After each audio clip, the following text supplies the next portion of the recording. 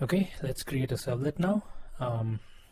First of all, before I start creating the servlet, I'd like to mention that a servlet is actually a Java class that that resides on the Tomcat instance. See, Tomcat acts as a container, and the Tomcat instance is going to run the Java class that we create, and this class is going to run on the VM, which is on the server where Tomcat is deployed. So it's analogous to a simple Java class that you write with the main method and execute it on your desktop. But the difference is, of course, that, as I said, it's running on a different machine where Tomcat is installed. Of course, in our case, it's on the same machine, but it could be on a different server. And the second difference is that the servlet will not have a main method. There are some default methods that get executed when you access the servlet, and Tomcat is going to execute them.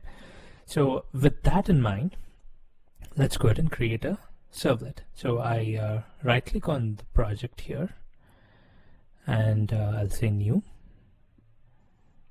You should see a servlet entry here. If you do not see that, go to the other option and go to the web folder. This is the folder in which we selected the dynamic web project. So in this folder you should see a servlet option. So click on that, press next. The project is the project where we right clicked and chose the option. Source folder is something we've selected in the previous instance. I'll give the Java package. This is the package for the class. As I said, the servlet we are creating is just another Java class.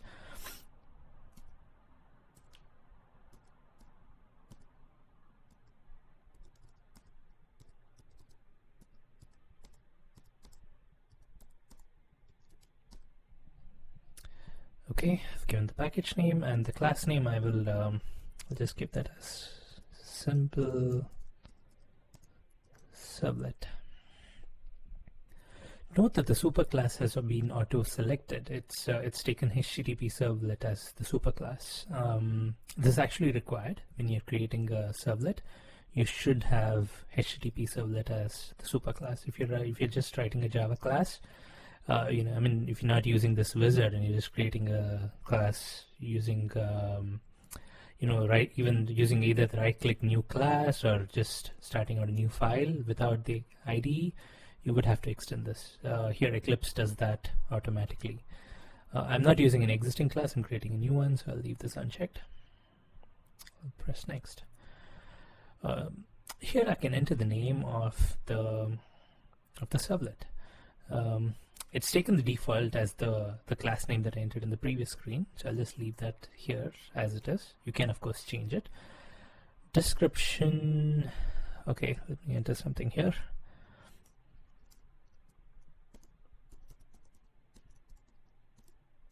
I've just entered it here so that you know where it goes, but it's not really required for the servlet to work.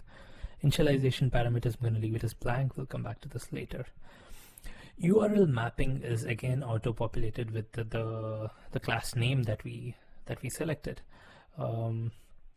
What this means is that when this particular URL pattern is used to access the web application, Tomcat automatically comes to this servlet and asks this servlet to execute. So you can add as many URL patterns as you want here, so that if any of these patterns match what the user is requesting, then it'll come to the servlet. Just to show the difference, what I'll do here is I'll just call this as simple servlet path, so that you can make out the difference. It doesn't exactly have to be the same as the class name here. So I'll press next.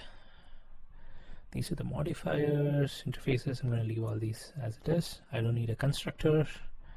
And these are the abstract methods. We're getting this from the HTTP servlet that we extended in the earlier screen. Do get and do post are selected here. I'm going to uncheck do post so that we just have do get. I don't need anything else. I'll just say finish. Okay, there you go. Our servlet is created.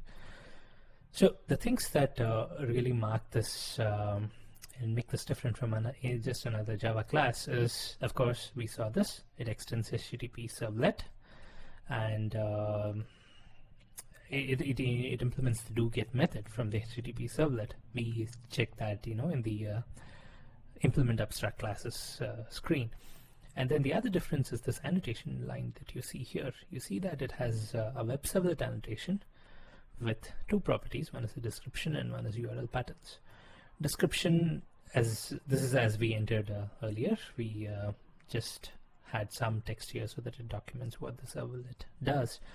And URL patterns, as I explained before, it tells Tomcat that okay, when this URL is accessed by the user, come to the servlet. And when it comes to the servlet, of course, it executes only the do-get method, because the do-get is the default for any simple URL requests. There's also a do-post that we would frequently use, which I'll get back to later. But for now, just let's focus on the do-get. So I can write any code here, and then when the URL is executed with the context name of the application and the servlet name, so that it comes to this servlet, then Tomcat automatically executes the do-get method. So let me write some simple code here. I'll just say system.out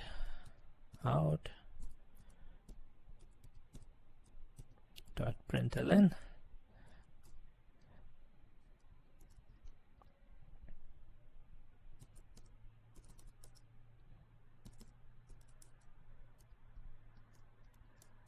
hello from get method. Just a system.out. Actually, this will print to the Tomcat log files. Again, this system.out actually depends on how the server implements it. Tomcat, by default, when you do a system.out in any of the code that runs on Tomcat, it just takes that text and prints it to the logs. So you should see that in the console here. So now we're done. I'll save this and go to this in the package explorer. As you can see, it's created a package and it's created a simple Java class here inside this package, which is the one we've just edited. So I can right click on it and say run as, run on server. So it deploys this servlet inside the Tomcat instance, and then of course, accesses this URL. So so here we go. So we have the application context, so that it's accessing this application, and then we have the servlet path, so that it accesses this servlet, and it gets this from the context which we've selected earlier, and it gets this value by looking at the annotation that we've entered here. So when you access this, Tomcat will first say, hey, it's calling this application, so let me go to this application, and then it looks at the following word. It says, hey, it's calling simple servlet path. Now, which of these servlets inside this application has the URL patterns as this simple servlet path? It sees only one servlet here, and yes, that servlet does have URL patterns as simple servlet path. So as I said, by default, it executes the do-get method, and it prints hello from get method, and hello from get method text is in the Tomcat logs. Well, this is fine, but as you can see here, the response is blank. You're supposed to get a web page when you access this URL. It's just showed a blank web page. That is because we are not actually printing any HTML and sending it back to the client. In order to do that, what we need to do is we need to use the parameters that Tomcat passes to this do-get method.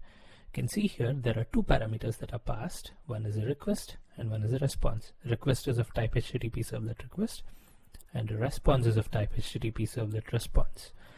We'll come back to what the request does later, but let's focus on the response for now. The response is where you actually send HTML response to the client side. So what you can do is you can just take this response object, and there is something called as a print writer. So when you do a response.get writer, you'll get a print writer object. So I'm going to take that into a variable here, print writer, I'll call it writer equals response.get writer. Of course, I'll have to import this print writer guy here. It's in java.io. Import that. Now I can use this writer object and call the print ln method, and I can actually print HTML here. So I can pass string here, which can actually be HTML text, and that HTML text will get rendered over here. So let me use some HTML tags here. I'll just use a h3.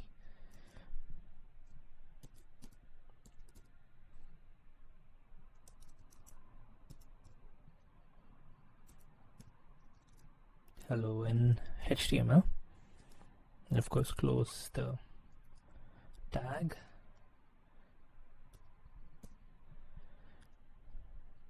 Save this. So when I save this, since it's already deployed, it should Tomcat should automatically detect that and reload the context. Yes, there it does it. So I don't have to deploy it again, it's automatically done it for us. So now if I refresh this, as you can see, the earlier statement executes, and then now this also executes, and it actually renders the HTML rather than just print the text, because you can see the text has been printed in bold h3.